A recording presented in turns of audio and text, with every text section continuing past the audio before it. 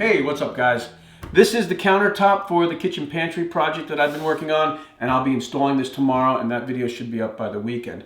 But I wanted to make kind of a quick tip video about hand rubbing a finish, because I think it's one of the most important parts in handmade furniture, because you want the furniture to look good, but you also want it to feel good. And what a hand rubbed finish will do is it will kind of even the finish out, it will remove the glare, and give the piece of furniture a really nice touch, which is important because anytime somebody comes to take a closer look at something you've made, they're going to rub their hand over it and you want it to have a nice feel. So what I've been doing for the last 30 years is using a product called Wool. This was introduced to me by my old boss at the Woodworker, and everything that went out the door was hand rubbed with Wool.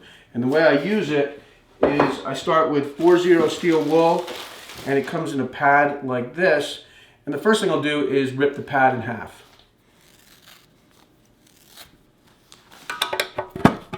This isn't a wax, it's more like a soap that lubricates the steel wool. I don't like to use a wax to hand rub a finish because then I have to worry about removing the wax if I ever have to refinish or add another coat of finish. So the way to get started is I'll take the pad of steel wool and just dip it into the wool lube.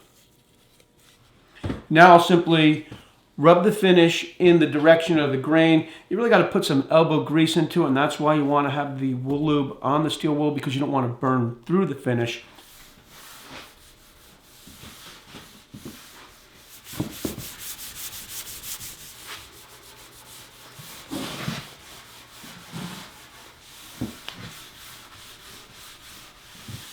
After using the steel wool and the wool lube paste, I use a clean shop towel to remove the residue.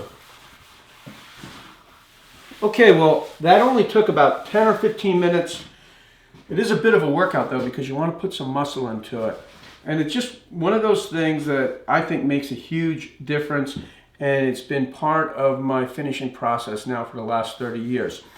I should add that the finish on the countertop is water locks, and I allow water locks to cure for at least 2 days before hand rubbing the finish. If you liked this quick tip video and you want me to make more, please hit that thumbs up button and I'll be happy to. As always, thanks for tuning in, and I'll see you soon.